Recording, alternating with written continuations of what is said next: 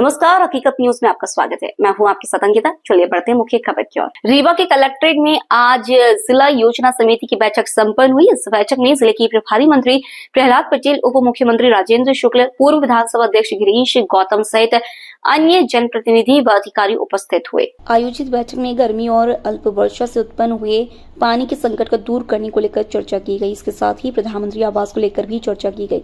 2 दिवसीय प्रवास पर जिले के प्रभारी मंत्री 16 अप्रैल की शाम रीवा पहुंचे। स्थानीय कार्यक्रमों में शामिल होने उपरांत रात्रि विश्राम रीवा सर्किट हाउस में किया और आज सुबह नवगठित जिला मऊगंज पहुंचे, जहां जल गंगा संवर्धन कार्यक्रम में शामिल होने के बाद रीवा पहुंच कलेक्ट्रेट में आयोजित जिला योजना समिति की बैठक में शामिल हुए। बैठक में प्रधानमंत्री आवास सहित जल संकट को लेकर जिले के अधिकारी और जनप्रतिनिधियों के साथ चर्चा की। प्रभारी मंत्री ने कहा कि 23,000 प्रधानमंत्री आवास आए और आवास प्लस की सूची पूरी होने की स्थिति में है। करीब 96% कंप्लीट हो गई है। जो शेष है वह भी जल्दी पूरी हो जाएगी। उन्होंने कहा कि गर्मी और अल्प वर्षा के कारण ग्रामीण क्षेत्रों में जल संकट बढ़ा है। जब दिशा की बैठक हुई थी तो 64 गांव चिन्हित किए गए थे, लेकिन अब इनकी संख्या बढ़कर 90 हो गई है। इन गांवों में जल संकट को दूर करने की योजना पर चर्चा की गई है।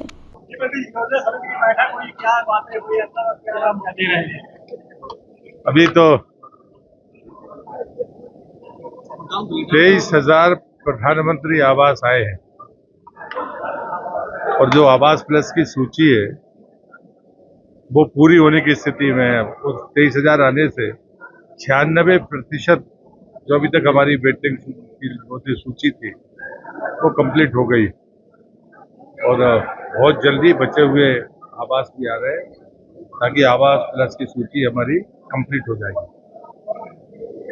दूसरा है कि जो नया सर्वे चल रहा है उसमें 1,72,000 लोगों के सर्वे अभी तक हो चुके हैं।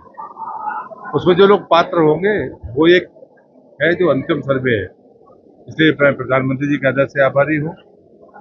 और तीसरा जो तात्कालिक तरीके से गर्मी के कारण और कम वर्षा के कारण जो पानी का संकट का संभावना है उसको पहले से माननीय सांसद जी ने भी दिशा की बैठक में एक समीक्षा की थी, मैंने उनसे आग्रह किया था, उसको भी मैंने रिव्यू किया है।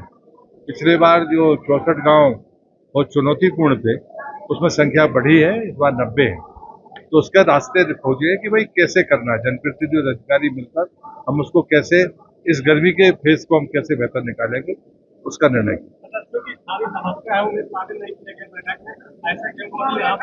किसको नहीं ऐसी कोई बात। अभी जब तक आपके मऊगंज 2 जिले अलग होने के बाद जो निर्वाचन प्रक्रिया में फाइनल वो होना है, तो अभी मऊगंज की योजना समिति की बैठक भी नहीं हुई, वो भी गौतम जी ने कहा, तो वो उसके कारण से कॉम्प्लिकेशन। योजना में बैठक हुई है, आज बैठक सबसे ज्यादा भ्रष्टाचार है, लोगों को आवास नहीं मिला। 1,10,000 रुपए मिल रहे हैं, 10,000 रुपए ले लेता है। गलत जानकारी। मैं सहमत नहीं। कितने प्रूफ चाहिए? आपने कितने प्रूफ? आपको कंप्लेंट करना चाहिए दोनों मुझे। नहीं, मुझे लगता है कि ये तरीका नहीं है। अगर आपको शिकायत है, ऐसी शिकायत तो आपको मुझे दे सकते हो। आप मेरे बनने तक आपने एक भी दी क्या? हमने नहीं दिया, लेकिन किसी ने भी नहीं दी, किसी ने मेरे पास फाइलें रखी हुई हैं। आपकी मीटिंग में हर बार नहीं ना, मैं तो खुली बात करता हूँ। मुझे क्या है, मैं तो अपनी ड्यूटी कर रहा हूँ। सबसे पहले तो जब बैठक शुरू हुई तो मैंने मंत्री जी से निवेदन किया। हालांकि मैं उनके सामने कभी बोला नहीं करता था, मैं 20 साल से उनसे परिचित हूँ और वो हमारे वरिष्ठ टाइप थे। हम लोग उनके सामने बात ही नहीं करते थे, बहुत संकोच करते थे। आज भी हमने उनसे यही कहा कि, तो उन्होंने कहा नहीं आप तो अपनी बात रखो, ये तो संवैधानिक मामला। तब मैंने कहा जब यही कह रहे हैं तो मैं अपनी बात रखा। पहली बात तो ये है कि 20 सदस्यीय 20 लोगों का निर्वाचन होना है। ये जो जिला पंचायत है, ये जिला पंचायत की सबसे बड़ी जिला पंचायत है रीवा। इसमें 20 सदस्य हैं। 20 में से 13 जिला पंचायत से और 3 नगर निगम और नगर पालिक क्षेत्रों से इनका निर्वाचन होना है। और निर्वाचन ऐसे नहीं होना है, एक बाकायदे जैसे चुनाव होता है, जैसे हमारे टाइम में भी हुआ था। एक सदस्य होगा, प्रस्तावक, एक समर्थक होगा, उसका वोट होगा और एक व्यक्ति 2 जगह वोट नहीं डाल सकता है। इस तरह से जनसंख्या के आधार पर संख्या कुल 20 है, जिसमें से 13 का निर्वाचन होगा। इसी तरह 3 का निर्वाचन अलग से होगा। 13 3 16 हो गए। 2 राज्य सरकार को रिपोर्ट करने का है, एक महापौर और एक जिला पंचायत अलग हो गए। इस तरह से कुल मिलाकर के 20 होते हैं। अब इसमें अगर कोई प्रस्ताव आएगा और थोड़ा भी भेद आएगा अब ये दबाव बनाकर सब में कोई कुछ ना बोले अलग बात है, पर अगर हम जैसे आज हमने 2 मुद्दों में बोला, मैं सहमत नहीं हूँ, आप विभाजन करा लीजिए। तो विभाजन कैसे कराएंगे? विभाजन में जो विशेष आमंत्रित सदस्य जैसे हमें अभय मिश्रा, विधायक या सांसद, इनको मत देने का अधिकार नहीं है। मत देने का अधिकार केवल किसको है? जो निर्वाचित सदस्य हैं। जब निर्वाचित सदस्य ही नहीं है तो ये बैठक वैध कहाँ हुई? ये तो तानाशाही की बैठक हो गई। आपका कहना कि ये बैठक पूरी तरीके से अवैध थी? अब मेरा मतलब असंवैधानिक थी, विधि सम्मत नहीं है। और एक नहीं, ये 2 बैठक हो गई। ये विधि सम्मत बैठक बिल्कुल भी नहीं है। ये समस्या बताएगा कौन? ये मैंने उनको बैठक प्रारंभ होने से पहले बोला, और फिर दोबारा जब उन्होंने बीच में आया एक प्रस्ताव आया तो हमने कहा मैं सहमत नहीं हूँ, इसमें वोटिंग करा लीजिए। तो वोटिंग का अधिकार नहीं कहाँ से करा ले? तो मतलब ये एक तरह की ये छुछुमाई बैठक है, इसको हम छुछुमाई कहेंगे। इसलिए छुछुमाई की जब वैधानिक ही नहीं है तो क्या मतलब? दूसरा पेयजल का मामला, 148 करोड़ को सुनने को तैयार नहीं। माननीय शुक्ला जी बगल में बैठे चिट दे रहे हैं। माननीय शुक्ला जी मतलब इसको भी इन्फ्लुएंस कर रहे हैं, तो फिर मतलब क्या निकला? वो बगल में हर बात पे चिट दे रहे हैं। और पूरी तरह से जो 138 करोड़ का घोटाले का आरोपी संजय पांडे, जिसकी नौकरी ही फर्जी, ये हंडिया से पॉलिटेक्निक हंडिया, तहसील हंडिया, जिला प्रयागराज से 1994 पॉलिटेक्निक के डिप्लोमा की डिग्री, ये 100% फर्जी, ये चेक करा लें। और वहाँ से नौकरी करके और किसी की कृपा से यहाँ ई का चार्ज लेकर 138 करोड़ का घोटाला था। मैंने उनके सामने, माननीय मंत्री जी के सामने, हमने उसको बोला, उनको कलेक्टर महोदया को, कि महोदया जब सब अच्छा है, जैसे माननीय मंत्री जी ने अंदर कहा कि सब अच्छा है, कहीं कोई कभी नहीं, जिस तरह से कागज़ की बातें चल रही थी, कागज़ के घोड़े दौड़ाए जा रहे थे, तो वहाँ तो लगता था कि यहाँ रामराज है। अंत में सब विधायक, चाहे पक्ष के हों विपक्ष के हों, जब समझ गए मनसा, तो उन्होंने कुछ नहीं बोला, वो चुप बैठ गए कि चलो भैया सब अच्छा है। पर मैंने तो तब भी बोला कि साहब अगर आपके यहाँ रामराज कर देने से हो रहा है तो आप हमें ये बता दें कि बाहर जाके मैं जनता को क्या बोल दूँ कि सब कुछ रामराज चल रहा है।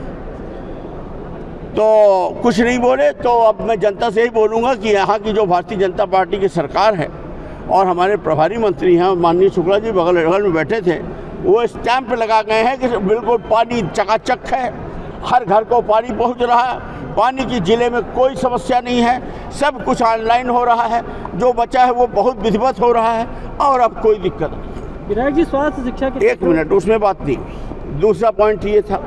तीसरा पॉइंट ये था, आप लोग अंधेर देखिए, आप रीवा के रहने वाले, जिला पंचायत, छोटी पंचायत, क्या क्या लोग करते हैं, 10-10, 15-15 लाख के कमीशनबाजी का काम करते हैं। जब मैं अध्यक्ष था तो 2021 में मैंने बाकायदे दिया 3 करोड़ 47 लाख रुपए बसावन मामा में एनीकट बनाने के लिए। इससे पवित्र काम क्या हो सकता है? ये 138 करोड़ रुपए ऐसे निकल लेते हैं। ये क्या है 2025, इधर से उधर, उधर से इधर, ये करना, काम न करने देना। माननीय राजेंद्र शुक्ला जी विकास रोके हुए, जो मैं आरोप लगाता हूँ 4 साल से कैसे रह गया। जैसे ये देखिए आप, ये देखिए, एक ये कौवा ढाल से जोड़ी मार्ग 1 करोड़ 48 लाख, ये देख लीजिए ना, कभी मैंने करेक्ट करिए। और ये देखिए बसावन मामा एनीकट 3 करोड़ 71 लाख, ये साइन। इसमें जब मैंने अभी ध्यानाकर्षण लगाया तो ध्यानाकर्षण में इन्होंने, ध्यानाकर्षण की सूचना में कलेक्टर महोदया ने लिख के दिया कि उसका वो जगह ठीक नहीं थी। जगह ठीक नहीं थी तो तुमने टीएस क्यों किया? तुम्हारे इंजीनियर ने टीएस किया होगा तब ना हमने एएस किया होगा, तब ना पैसा दिया, हमें थोड़ी बनाना था, वो तो ओपन टेंडर से बनेगा। पर बहानेबाजी, अब उसको बहानेबाजी में कि अब जगह थोड़ा बगल के बगल में बना रहे, चलो बगले में बना दो। उससे फ़ायदा क्या होगा? उससे फ़ायदा ये होगा कि वो जो पानी बह के जो हमेशा हमारा वो बकिया डैम लीक करता है, आपको मालूम है, बराबर पानी गर्मी में ही बहता है, पत्थरों के बीच से निकल जाता है। अगर एक दीवार बन जाएगी 3 मीटर पुल के उस पार आगे पीछे कहीं भी, तो कम से कम एक लेवल 1 मीटर 2 मीटर 3 मीटर पानी भरा रहेगा। कुछ लाइट वाइट लगवा देंगे, सुंदरता होगी। 12 ग्राम पंचायतें नदी से इस पार हैं, 12 ग्राम पंचायतें उस पार, उससे पानी की सुविधा हो जाएगी। सिंचाई अगल बगल के खेतों में होने लगेगी, और ये जो कलिंदा उलिंदा की खेती होने लगेगी। तुमसे 2 रुपये नहीं मांगे, पैसा हमारा है, हमारे चुनाव का है, मतलब हम लोग अपनी संस्था काम नहीं होने दे रहे। 1 करोड़ 47 लाख रुपए का ये वो रोड है जो जोड़ी से कोवड़ है।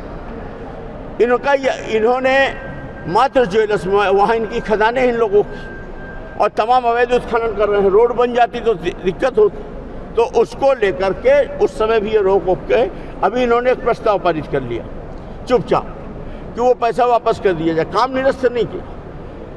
धारा 185 ये बोलती है कि पंचायती राज अधिनियम की कि यदि ऐसा कोई काम करना होगा तो विहित प्राधिकारी के माध्यम से ही इस पर निर्णय लिया जा सकता। मैंने आप प्रस्ताव पारित करिए। विहित प्राधिकारी कौन है? राज्य सरकार। तो ना इन्होंने कमिश्नर को भेजा ना उसको भेजा, चटपट। यहाँ गुंडागर्दी चल रही है, यहाँ नेताओं की सत्ता की दादागिरी चल रही है, यहाँ लोगों के जनहित के काम प्रभावित किए जा रहे हैं। आरोप लगाते थे कि उनका वहाँ पर एक वेयर हाउस इसलिए चाह रहे हैं, हमने तो ज़मीन भी बेच दी। हमारा तो दर्द इतना है कि सभी सदस्यों का 1,47,00,000 गया है, तो आप नाली में डालने को तैयार हो पर काम नहीं होने देना। संजय पांडे का स्टोरी आप समझिए, माननीय मंत्री महोदय सुनने नहीं चाहते थे, बार बार टरका देते थे। फिर अंत में कागज अंत में मैंने उनके मुंह में बोल दिया कि मैं भी समझदार हूँ, मुझे आपसे इस मामले में कोई बात ही नहीं करनी। जब इस लेवल में सबका मैनेजमेंट है तो रीवा में क्या होगा? मैं माननीय मंत्री महोदय जी प्रहलाद पटेल साहब केंद्र में मंत्री रहे हैं, बहुत वरिष्ठ हैं, उनके लिए मतलब मैं बोलूँ तो बोलूँ क्या, मुझे पूरी ये उम्मीद थी कि वो हमेशा नियम कानून संवैधानिक बातें करते थे। आज हमें समझ में आया बाहर दिखाने के दांत कुछ और है, खाने के दांत कुछ और है।